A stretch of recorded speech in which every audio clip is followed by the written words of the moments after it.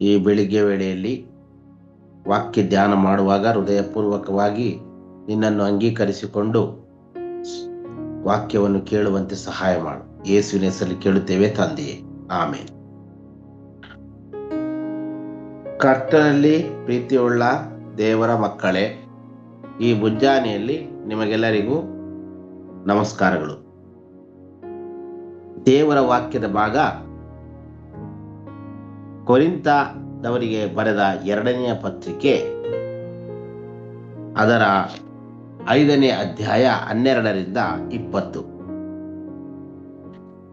ಕ್ರಿಸ್ತನ ಪ್ರೀತಿಯಿಂದ ನಿಯಂತ್ರಿಸಲ್ಪಡುವಂಥದ್ದು ಎಂಬುದಾಗಿ ಈ ದಿವಸದ ಧ್ಯಾನದ ಮುಖ್ಯ ವಿಷಯ. ಭೂಮಿಯು ಮೇಲಿರುವ ನಮ್ಮ ಮನೆಯ ಅಂದರೆ ನಮ್ಮ ದೇಹವೆಂಬ ಗುಡಾರವು ಕಿತ್ತು ಹಾಕಲ್ಪಟ್ಟರೂ ದೇವರಿಂದುಂಟಾದ ಒಂದು ಕಟ್ಟಡವು ಪರಲೋಕದಲ್ಲಿ ನಮಗಿದೆ ಎಂದು ಬಲ್ಲೆವು ಅಂತ 5ನೇ ಅಧ್ಯಾಯದ 1ನೇ ವಚನದಲ್ಲಿ ಹೇಳ್ತದೆ. ದಯವಿಟ್ಟು ಗಮನಿಸ್ರಿ. ಭೂಮಿಯ ಮೇಲಿರುವ ನಮ್ಮ ಮನೆಯು ಅಂದರೆ ನಮ್ಮ ದೇಹವು ಎಂಬ ಗುಡಾರವು ಕಿತ್ತು ಹಾಕಲ್ಪಟ್ಟರೂ ದೇವರಿಂದ ಉಂಟಾದ ಒಂದು ಕಟ್ಟಡವು ಪರಲೋಕದಲ್ಲಿ ನಮಗುಂಟೆಂದು ಬಲ್ಲೆವು. ಅದು ಕೈಯಿಂದ ಕಟ್ಟಿರದ ಮನೆಯಾಗಿರದೆ ನಿತ್ಯವಾಗಿರುವಂಥದ್ದಾಗಿದೆ. ಈ ಒಂದು ಪರಲೋಕ ಎಂಬುವ ವಿಷಯವನ್ನ ಈ ಒಂದು ಅಧ್ಯಾಯದ 1ನೇ ವಚನದಲ್ಲಿ ನಾವು ಕಾಣ್ತೀವಿ. ಪರಲೋಕ ನಮ್ಮ ದೇಹಕ್ಕಿಂತ ಹೆಚ್ಚಾಗಿ ಪರಲೋಕ ಶ್ರೇಷ್ಠ ಅಂತಕ್ಕಂಥದ್ದು. ಈ ಪರಲೋಕಕ್ಕೆ ನಾವು ಸೇರುವುದಕ್ಕಾಗಿ ದೇವರು ನಮ್ಮ ಮೇಲೆ ಪ್ರೇಮ ಇಟ್ಟು ಈ ಎಲ್ಲಾ ವಚನಗಳನ್ನು ದಯಪಾಲಿಸಿದ್ದಾನೆ ಮತ್ತು ಆತನ ಮಾರ್ಗದಲ್ಲಿ ನಾವು ನಡೆಯಲು ಪ್ರತಿನಿತ್ಯವೂ ನಮ್ಮನ್ನು ಅರಸುವಂತವನಾಗಿದ್ದಾನೆ. ಈಗ ಆತನು ಎಷ್ಟು ಪ್ರೀತಿಯನ್ನಿಟ್ಟಿದ್ದಾನೆ, ನಾವು ಆತನ ಮೇಲೆ ಎಷ್ಟು ಪ್ರೀತಿಯನ್ನಿಡಬೇಕು ಎಂಬುದನ್ನು ತಿಳಿದುಕೊಳ್ಳುವಂಥದ್ದು. 12ನೇ ವಚನ ನೋಡ್ತೇವೆ. ಒಬ್ಬ ವ್ಯಕ್ತಿ ತನ್ನನ್ನು ತಾನು ಹೊಗಳಿಕೊಳ್ಳುವಂಥ ಅಥವಾ ಹೆಮ್ಮೆ ಪಡುವಂಥ ವಿಷಯವನ್ನ ಅದು ಯಾವ ರೀತಿಯಲ್ಲೆಲ್ಲ ಪಡಬೇಕು ಅಂತ ನಾವು ನೋಡ್ತೀವಿ. ನಾವು ನಮ್ಮನ್ನು ತಿರುಗಿ ನಿಮ್ಮ ಮುಂದೆ ಹೊಗಳಿಕೊಳ್ಳುವುದಿಲ್ಲ. ಆದರೆ ಯಾರು ಹೃದಯದ ವಿಷಯದಲ್ಲಿ ಹಿಗ್ಗದೆ ತೋರಿಕೆಯ ವಿಷಯದಲ್ಲಿ ಮಾತ್ರ ಹಿಗ್ಗುತ್ತಾರೋ ಅವರಿಗೆ ಪ್ರತ್ಯುತ್ತರ ಹೇಳುವುದಕ್ಕೆ ನಿಮಗೆ ಆಧಾರವಾಗಿರಬೇಕೆಂದು ನಮ್ಮ ವಿಷಯದಲ್ಲಿ ಹಿಗ್ಗುವುದಕ್ಕೆ ನಿಮಗೆ ಆಸ್ಪದ ಕೊಡುತ್ತೇವೆ ಅಂತ. ಬಹಳ ಸುಂದರವಾದಂಥ ಒಂದು ಸಂಗತಿ. ಏನು, ಕೆಲವು ವ್ಯಕ್ತಿಗಳು ಏನ್ ಮಾಡ್ತಾರೆ, ಹಿಗ್ತಾ ಇರ್ತಾರೆ, ಯಾವಾಗಲೂ ಹೆಮ್ಮೆ ಪಡ್ತಾ ಇರ್ತಾರೆ. ಅದನ್ನ ಒಣಜಂಬ, ಹೆಮ್ಮೆ ಹೆಮ್ಮೆ ಹೆಮ್ಮೆ ಬೇರೆ ಎಮ್ಮೆ ಬೇರೆ ಹೆಮ್ಮೆ ಈ ತರ ಹೇಳ್ತೀವಿ. ಈ ತರ ಹೇಳುವಾಗ ಇದು ಯಾವ ವಿಷಯ, ದೇವರ ವಿಷಯಕ್ಕೆ ಬಂದಾಗ ಪೌಲ ಹೇಳ್ತಾ ಇದ್ದಾನೆ, ಹೃದಯದ ವಿಷಯದಲ್ಲಿ ಹಿಗ್ಗದೆ ಅಂತ ಇದೆ ನೋಡಿ. ಹೃದಯದ ವಿಷಯದಲ್ಲಿ ಹಿಗ್ಗದೆ. ಯಾವಾಗನು ದೇವರ ವಾಕ್ಯದಲ್ಲಿ ಒಂದು ವಿಷಯ ದೇವರು ಹೇಳ್ತಾರೆ, ನಾನು ಹೃದಯವನ್ನೇ ನೋಡುವಾತನು, ನಾನು ಎಲ್ಲರ ಹೃದಯವನ್ನು ನೋಡುವಾತನಾತನು. ದೇವರು ಮನುಷ್ಯನ ತರ ಮುಖ ನೋಡೋದಿಲ್ಲ, ಆತನು ಹೃದಯ ನೋಡ್ತಾನೆ ಅಂತ ಹೇಳಿ ಹೇಳ್ತಾರೆ. ಹಾಗೆ ಹೃದಯದಲ್ಲಿ ನಾವು ಏನ್ ನಡ್ಕೊಳ್ತಾ ಇದೀವಿ, ನಾವು ಡೈಲಿ ನಾವು ಏನ್ ಮಾಡ್ತಾ ಇದೀವಿ, ಯಾವ ರೀತಿ ದೇವ್ರಿಗೆ ಸ್ತೋತ್ರ ಹೃದಯದಿಂದ ಹೇಳ್ತಾ ಇದೀವಿ, ಇದು ದೇವ್ರಿಗೆ ಗೊತ್ತಿರ್ತದೆ. ನಾವು ದೇವರ ಸೇವೆ ಮಾಡುವಾಗ ಹಿಗ್ತಾ ಇರ್ತೀವಿ. ಅನೇಕ ಸಂದರ್ಭದಲ್ಲಿ ಯಾರು ನಮ್ಮನ್ನು ಹೊಗಳಿದ್ರು ಕೂಡ ನಾವು ಹಿಗ್ತಾ ಇರ್ತೀವಿ. ನಾವು ಹಿಗ್ಗೋದು ಅಂದ್ರೆ ತುಂಬಾ ಇದು ಮಾಡೋದು. ಈ ರೀತಿ ಎಲ್ಲ ನಾವು ಮಾಡ್ಕೊಂಡಿರುವಂತ ಸಂದರ್ಭದಲ್ಲಿ ಏನಾಗುತ್ತೆ ಅಂತಂದ್ರೆ,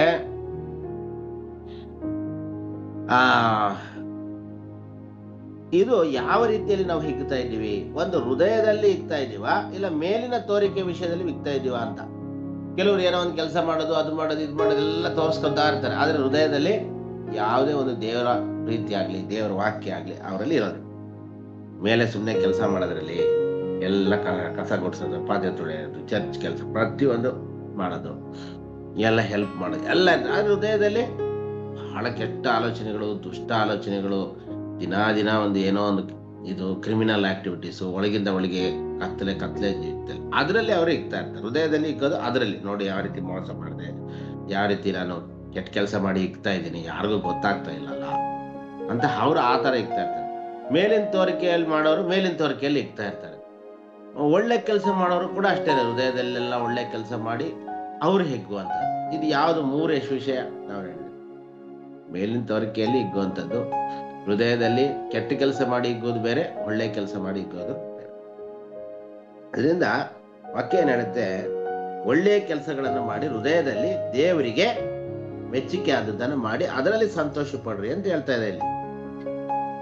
ನಾನು ನಮ್ಮನ್ನು ತಿರುಗಿ ನಿಮ್ಮ ಮುಂದೆ ಹೊಗಳಿಕೊಳ್ಳುವುದಿಲ್ಲ, ಆದರೆ ಯಾರು ಹೃದಯದ ವಿಷಯದಲ್ಲಿ ಹಿಗ್ಗದೆ ತೋರಿಕೆ ವಿಷಯದಲ್ಲಿ ಮಾತ್ರ ಹಿಗ್ಗುತ್ತಾರೋ, ಹೃದಯದಲ್ಲಿ ನಡೆಯುವಂತ ಒಳ್ಳೆ ಕಾರ್ಯಗಳು, ಒಳ್ಳೆ ಕ್ರಿಯೆಗಳು, ಒಳ್ಳೆ ದೇವರಿಗೆ ಮೆಚ್ಚುಗೆ ಆದಂಥವು ಅಥವಾ ಯಥಾರ್ಥವಾದ ಒಂದು ವಿಷಯಗಳ ಬಗ್ಗೆ ನಾವು ಹಿಗ್ಗಬೇಕು.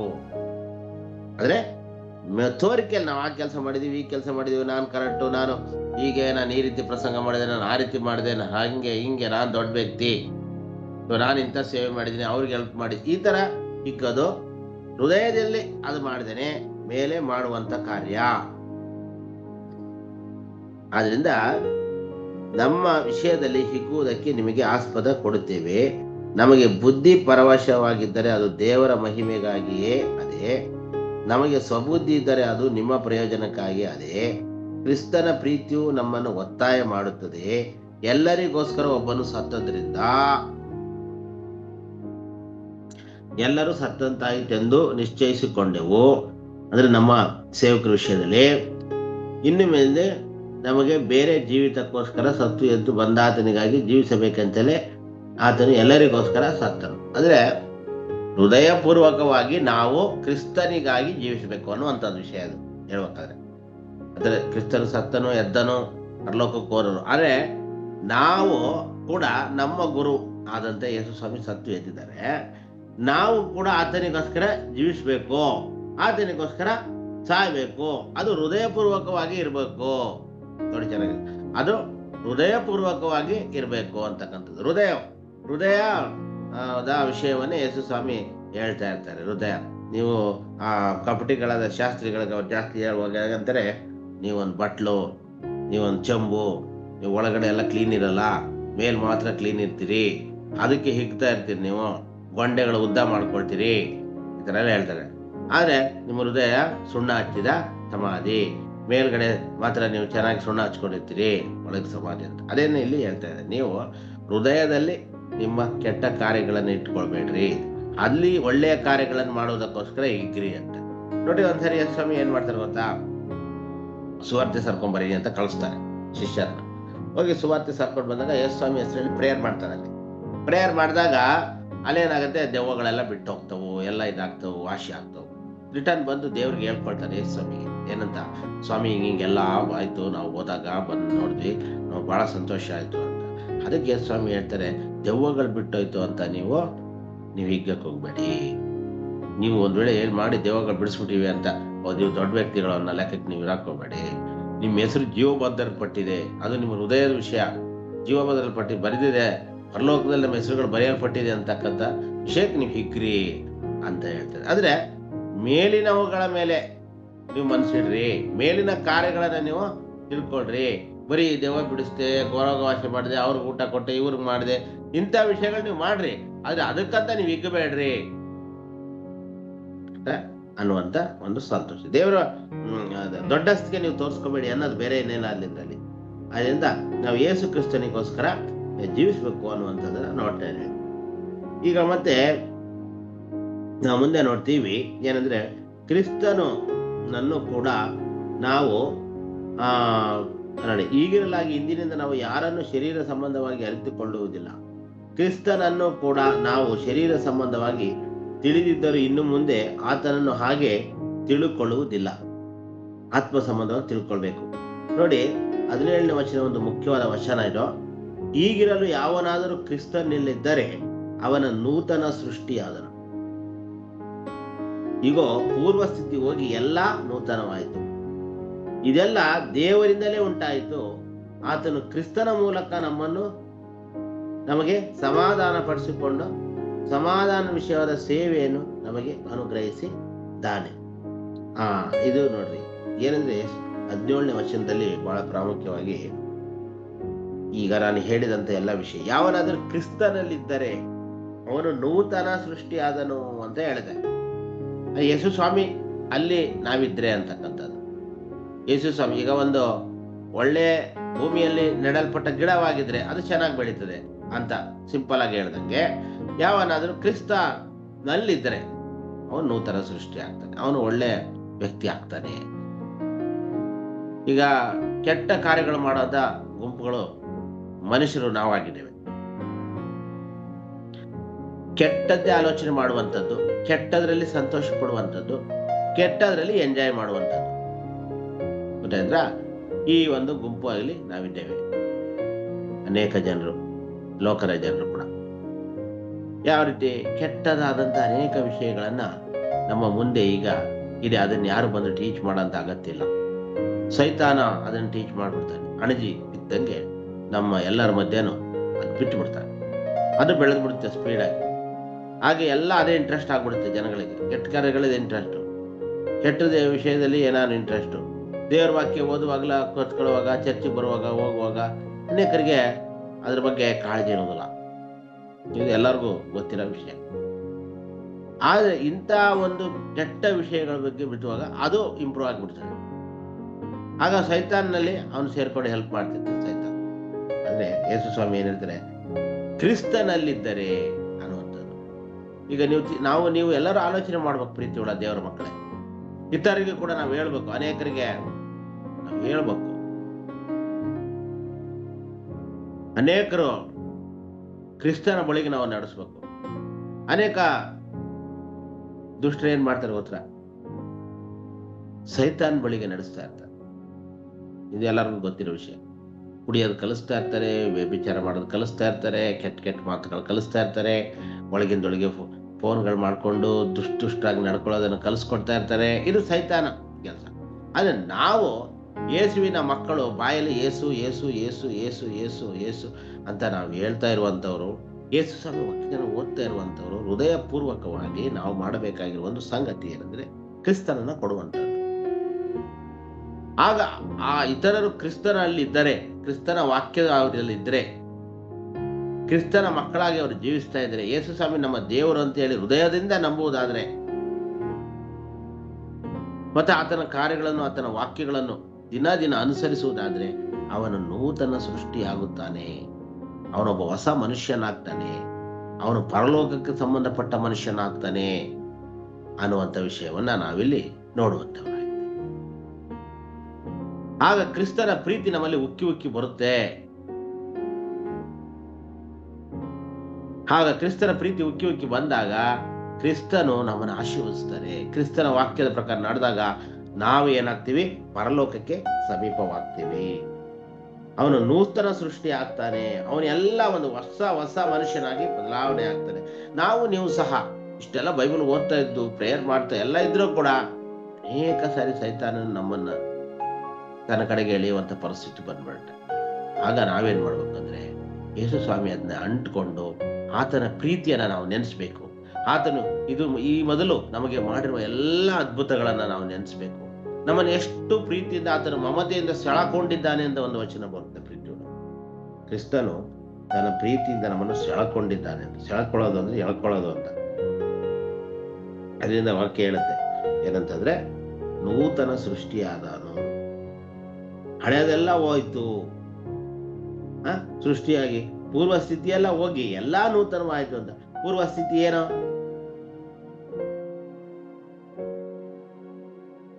ಅದರಿಂದ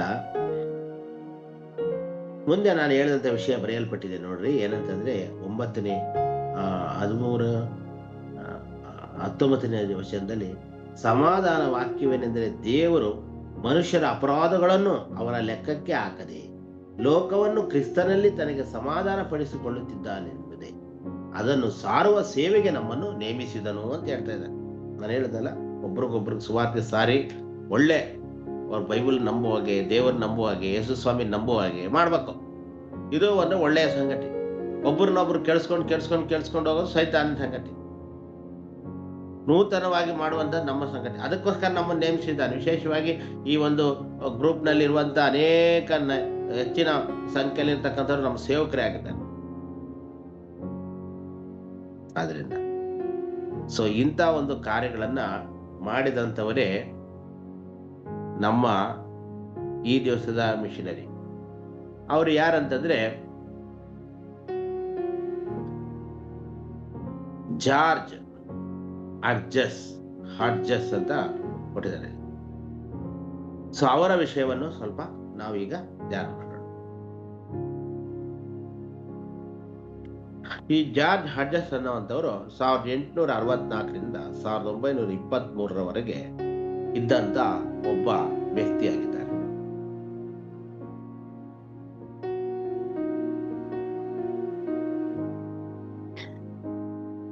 ಅಮೆರಿಕನ್ ಸಭಾಪಾಲಕ ಮತ್ತು ಶಿಕ್ಷಣ ತಜ್ಞರಾಗಿದ್ದಾರೆ ಈ ಜಾರ್ಜ್ ಹಡ್ಜಸ್ ಎಂಬುವಂತ ಮಿಷನರಿ, ಸುವಾರ್ತಿಕರು. ಅಮೆರಿಕನ್ ಸಭಾಪಾಲಕ ಮತ್ತು ಶಿಕ್ಷಣ ತಜ್ಞ ಇವರ ವೃತ್ತಿ. ಕೇಂಬ್ರಿಡ್ಜ್ನಲ್ಲಿ ಎಪಿಸ್ಕೋಪಲ್ ಥಿಯೋಲಾಜಿಕಲ್ ಶಾಲೆಯ ಡೀನ್ ಆಗಿ ಸೇವೆ ಸಲ್ಲಿಸ್ತಾರೆ.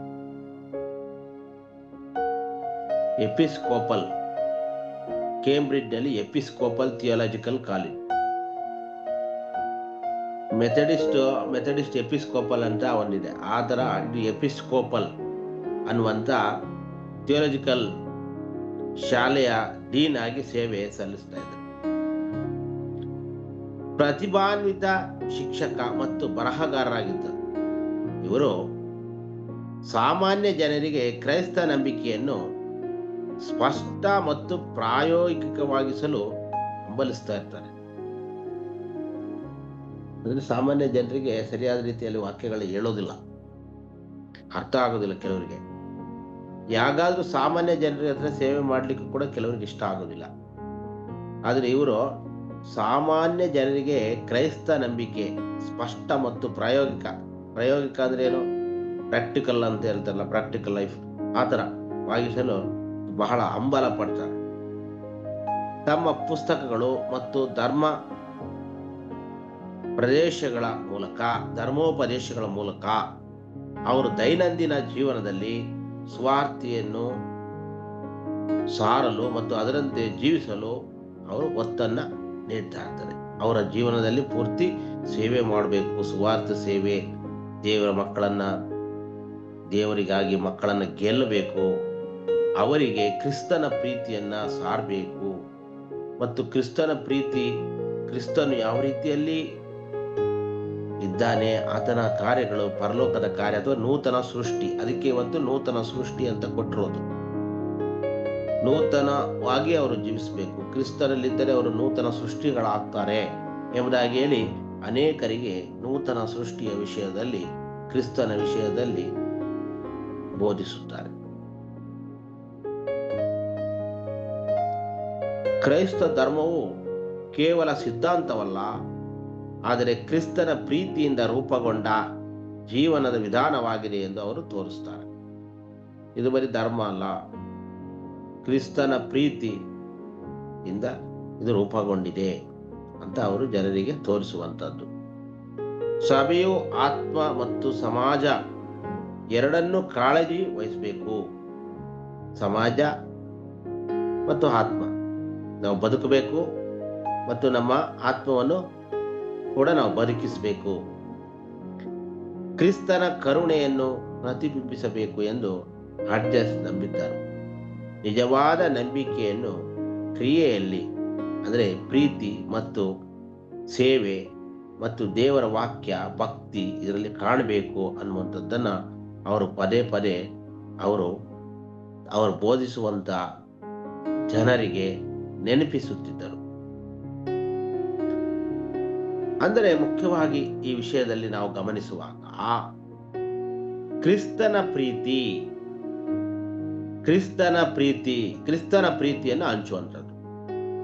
ಈಗ ನೀವು ಕೂಡ ಅನೇಕರು ಸೇವೆ ಮಾಡುವಾಗ ವಾಕ್ಯವನ್ನು ಓದುತ್ತೇವೆ, ಬೋಧನೆ ಮಾಡುತ್ತೇವೆ, ಹಾಡುಗಳು ಹೇಳುತ್ತೇವೆ, ದೇವರನ್ನು ಸ್ತುತಿಸ್ತೇವೆ, ದೇವರನ್ನು ಆರಾಧಿಸ್ತೇವೆ. ಇದು ದೇವರ ಮೇಲಿನ ಪ್ರೀತಿ, ದೇವರನ್ನು ನಾವು ಕೊಡುವಂತ ಗೌರವ, ದೇವರಿಗೆ ನಮ್ಮ ಸಮರ್ಪಣೆ. ಕ್ರಿಸ್ತನ ಪ್ರೀತಿಯನ್ನು ಇತರರಿಗೆ ಹಂಚುವಂಥದ್ದು ಅಂದರೆ ಅದು ಕೂಡ ದೇವರ ವಾಕ್ಯ ಸಾರುವಂಥದ್ದು ಇತರರಿಗೆ. ಅಷ್ಟೇ ಅಲ್ಲ, ಅವರಿಗೆ ಕಷ್ಟದಲ್ಲಿ ಸಹಾಯ ಮಾಡುವಂಥದ್ದು. ಬೇರೆ ಕಡೆ ಎಲ್ಲ ಹೋಗಿ ನಾವು ಯಾವ ರೀತಿಯಲ್ಲಾದರೂ ನಾವು ಕ್ರಿಸ್ತನ ಪ್ರೀತಿಯನ್ನು ಹಂಚುತ್ತೇವೆ, ವಾಕ್ಯಗಳನ್ನು ಹಂಚುತ್ತೇವೆ, ಅಥವಾ ನಮ್ಮ ಕ್ರಿಯೆ ಅವರಿಗೆ ಆಸ್ಪತ್ರೆ, ಪ್ರಾರ್ಥನೆ, ಬಟ್ಟೆ, ಈ ರೀತಿ ಬೇರೆ ಬೇರೆ ಕಾರ್ಯಗಳನ್ನ ನಾವು ಮಾಡಲಿಕ್ಕೆ, ಅವರಿಗೆ ಸೇವೆ ಮಾಡಲಿಕ್ಕೆ, ಕಷ್ಟದಲ್ಲಿರುವವರಿಗೆ ಅವರಿಗೆ ತಕ್ಕ ಹಾಗೆ ನಾವು ಸೇವೆ ಮಾಡಲಿಕ್ಕೆ ಇದೆ. ಇದು ಯಾವಂದರೆ ಕ್ರಿಸ್ತನ ಪ್ರೀತಿ. ಈಗ ಯಾರಿಗಾದ್ರೂ ಹೋಗಿ ಒಂದು ಬಟ್ಟೆ ಅದು ಇದು ಕೊಡ್ಬೋದು, ಕ್ರಿಸ್ತನ ಪ್ರೀತಿಯನ್ನು ಕೊಡುವಂಥದ್ದು ಬೇರೆ. ನಾವು ಈ ರೀತಿಯಾಗಿ ಪ್ರತಿಯೊಬ್ಬರು ಕೂಡ ದೇವರ ವಾಕ್ಯಗಳನ್ನ ಓದುವಂಥವರು ಒಂದು ಆಸ್ಪತ್ರೆಗೆ ಹೋದಾಗ ಅಲ್ಲಿರುವಂತ ಯಾವುದೋ ಒಂದು ಪೇಷಂಟ್ ಅನ್ನ, ನಿರ್ಗತಿಕರನ್ನ ನಾವು ನೋಡುವಾಗ, ಅವರಿಗೆ ಸಹಾಯ ಮಾಡುವಾಗ ಕ್ರಿಸ್ತನ ಪ್ರೀತಿಯನ್ನು ನಾವು ಹಂಚಿದಂಗೆ, ಅದು ಯಥಾರ್ಥವಾಗಿ ಹೃದಯಪೂರ್ವಕವಾಗಿ ಮಾಡಿದಾಗ. ಕ್ರಿಶ್ಚಿಯನ್ ಮಿಷನರಿಗಳು ಈ ರೀತಿ ಎಲ್ಲ ಮಾಡ್ತಾ ಇರೋದನ್ನು ನೋಡ್ತೇವೆ. ಆದ್ರಿಂದ ಪ್ರೀತಿಯುಳ್ಳ ದೇವರ ಮಕ್ಕಳೇ, ಈ ದಿವಸದಲ್ಲಿ ನಾವು ತಿಳ್ಕೊಳ್ಳುವಂತ ವಿಷಯವೇನೆಂದರೆ, ನಮ್ಮನ್ನು ನಾವು ಹೆಚ್ಚಿಸಿಕೊಳ್ಳುವಂತೆ ಇರಬಾರದು. ಬಾಹ್ಯ ನೋಟಕ್ಕೆ, ಬಾಹ್ಯ ಅಂದ್ರೆ ಹೊರಗಿನ ತೋರಿಕೆಗೆ ನಾವು ಜೀವಿಸುವಂಥದ್ದಲ್ಲ, ಅಥವಾ ಬೇರೆಯವರನ್ನು ಕೂಡ ನಾವು ನೋಡಿ ಹೊರಗಿನ ತೋರಿಕೆಯಿಂದ ಅವರನ್ನು ಹಳೆಯುವಂಥದ್ದಲ್ಲ. ಹೊರಗಿನ ತೋರಿಕೆಯಿಂದ ಮಾಡ್ತೇವೋ ಇವ್ರು ಚೆನ್ನಾಗಿ ಸೇವೆ ಮಾಡ್ತಾರೆ ಅಂದ್ಬಿಡ್ತೀವಿ ನಾವು, ಆಯ್ತಾ? ಅವರ ಸಂಪತ್ತು, ಅವ್ರ ರೂಪ, ಇವನ್ನೆಲ್ಲ ನೋಡಿ ಕೂಡ ನಾವು ಇವರು ದೊಡ್ಡ ವ್ಯಕ್ತಿಗಳು ಹಾಗೆ ಹೀಗೆ ಅಂತ ಅನ್ಕೊಂತೀವಿ. ಸಾಮಾನ್ಯವಾಗಿ ಸಿನಿಮಾ ಅದು ಇದರಲ್ಲಿ ಹಿಂಗೆಲ್ಲ ಇರೋವಂಥವ್ರಿಗೆ ನಾವು ತುಂಬಾ ಇದು ಮಾಡ್ತೀವಿ. ಮೇಲೆ ಎಲ್ಲ ಬಹಳ ಬಣ್ಣದ ಜೀವಿತ. ಆ ಥರ ಬಣ್ಣದ ಜೀವಿತ ನಮ್ಮಲ್ಲಿ ಇರಕೂಡದು. ನಿಜವಾದ ಕ್ರಿಸ್ತನ ಪ್ರೀತಿಯಿಂದ ತುಂಬಿದ ಆತ್ಮ ಅಥವಾ ಹೃದಯ ಕೆಲಸಗಳು ನಮ್ಮಲ್ಲಿ ಇರಬೇಕು. ಅದರಿಂದ ನಾವು ನಿಯಂತ್ರಿಸ್ಕೊಳ್ಬೇಕು. ನಮ್ಮನ್ನು ನಾವು ನಿಯಂತ್ರಿಸಿಕೊಂಡು ಆ ಕ್ರಿಸ್ತನ್ ಪ್ರೀತಿ, ಕ್ರಿಸ್ತನ್ ಕೊಟ್ಟಂತ ಆ ಒಂದು ಪ್ರಾಣ, ಅದರಿಂದ ನಾವು ನಿಯಂತ್ರಿಸಿಕೊಂಡು ನಮ್ಮನ್ನು ನಾವು ದೇವರಿಗೆ ಸಮರ್ಪಿಸಿಕೊಂಡು ಪ್ರತಿದಿನ ಹೊಸ ಸೃಷ್ಟಿಗಳಾಗಿ, ಕ್ರಿಸ್ತನಲ್ಲಿ ನಾಟಿದಂತ ಬೇರುಗಳಾಗಿ ಮೇಲಕ್ಕೆ ಫಲ ಕೊಟ್ಟು ಜೀವಿಸಿ ಆತನಿಗೆ ಮಹಿಮೆಯನ್ನು ಸಲ್ಲಿಸಬೇಕೆಂಬುದೇ ಈ ದಿವಸದ ಮುಖ್ಯ ಒಂದು ತಾತ್ಪರ್ಯವಾಗಿರುತ್ತದೆ. ಆದುದರಿಂದ ಇದನ್ನು ಅರಿತುಕೊಂಡಂತ ನಾವು ದೇವರ ವಾಕ್ಯದಲ್ಲಿ ಜೀವಿಸುತ್ತಾ, ದೇವರನ್ನು ಮಹಿಮೆ ಪಡಿಸುತ್ತಾ ಈ ಲೋಕ ಪ್ರಯಾಣವನ್ನು ಮಾಡುವ ಹಾಗೆ ಕ್ರಿಸ್ತನು ನಿಮ್ಮೆಲ್ಲರನ್ನು ಆಶೀರ್ವಾದ ಮಾಡಲಿ. ಆಮೇನ್. ಪ್ರಾರ್ಥಿಸಿಕೊಳ್ಳೋಣ. ಸರ್ವಶಕ್ತನಾಗಿರುವ ದೇವರೇ, ನೀನು ಎಂಥವನು, ಪರಲೋಕವನ್ನು ನಮಗೆ ಕೊಡಲು, ಪರಲೋಕದಲ್ಲಿ ನೀನು ನಮಗೆ ಕೊಟ್ಟಿರುವ ಆ ಒಂದು ವಿಷಯ ದೇವರೇ, ವಾಕ್ಯ ಹೇಳಿದ ಹಾಗೆ ಪರಲೋಕದ ಮನೆ, ದೇವರ ಮನೆ, ಅಲ್ಲಿ ಈ ಲೋಕದಲ್ಲಿ ನಾವು ನಾಶವಾದರೂ ಅಲ್ಲಿ ನಾವಿರ್ತೇವೆ. ಅದರಿಂದ ಈ ಲೋಕದಲ್ಲಿ ನಮ್ಮನ್ನು ಬಿಟ್ಟಿದ್ದಿ ತಯಾರಾಗಲು, ತಯಾರ್ಪಡಿಸಿಕೊಂಡು ನಿನ್ನಲ್ಲಿ ನಾವಿದ್ದು ಕ್ರಿಸ್ತನಲ್ಲಿದ್ದು ಜೀವಿಸ್ಬೇಕು. ಸೈತಾನ್ಲಿರೋನು ದಿನ ದಿನ ಯಾವ ರೀತಿ ಸೈತಾನಿನ ಕೆಲಸ ಮಾಡಬೇಕು, ಇದು ಹೆಂಗ್ ಮಾಡಬೇಕು, ಅದು ಹೆಂಗ್ ಮಾಡಬೇಕು, ಅದು ಹೆಂಗೆ ಯಾಮಾರಿಸ್ಬೇಕು, ಇದು ಗೊತ್ತು. ಅದೇ ಕ್ರಿಸ್ತನಲ್ಲಿದ್ದವನು ಇದು ಯಾವ ರೀತಿ ಸ್ವಾಮಿ ನಾವು ಮಹಿಮೆ ಪಡಿಸ್ಬೇಕು, ಯಾವ ಕಾರ್ಯಕ್ರಮಗಳು ಮಾಡಬೇಕು, ಯಾವ ರೀತಿಯಲ್ಲಿ ನಾವು ದೇವರನ್ನ ವಾಕ್ಯ ಹೇಳಬೇಕು, ನಮ್ಮನ್ನ ಯಾವ ರೀತಿಯಲ್ಲಿ ನಮ್ಮ ನಡತೆ ನಮ್ಮ ಲೋಕದಲ್ಲಿ ಇತರರಿಗೆ ಸಹಾಯ, ಇದು ಯೋಚನೆ ಮಾಡ್ತಿರ್ತಾನೆ. ಆ ಥರ ಸತ್ಯದ ದಾರಿಯಲ್ಲಿ ನಡೆದು ನಮ್ಮನ್ನು ನಾವು ನಿಯಂತ್ರಿಸಿಕೊಂಡು ಪ್ರೀತಿಯಲ್ಲಿ, ಕ್ರಿಸ್ತನ ಪ್ರೀತಿಯಲ್ಲಿ ನಾವು ನಿಯಂತ್ರಿಸಿಕೊಂಡು, ಕೆಟ್ಟ ಕೆಲಸಗಳನ್ನು ಮಾಡದೆ ನಿಯಂತ್ರಿಸಿಕೊಂಡು ಪರಿಶುದ್ಧರಾಗಿ ಬಾಳಿ ಕಟ್ಟ ಕಡೆಯಲ್ಲಿ ನಿನ್ನ ಹತ್ರ ಸೇರ್ಲಿಕ್ಕೆ ಸಹಾಯ ಮಾಡು. ಈ ದಿವಸದ ಕೆಲಸ ಕಾರ್ಯಗಳಲ್ಲೆಲ್ಲ ಎಲ್ಲರಿಗೂ ಸಹಾಯ ಮಾಡು. ಯೇಸು ಕ್ರಿಸ್ತನ ಹೆಸರಿನಲ್ಲಿ ಕೇಳುತ್ತೇವೆ ನಮ್ಮ ತಂದೆಯೇ, ಆಮೇನ್.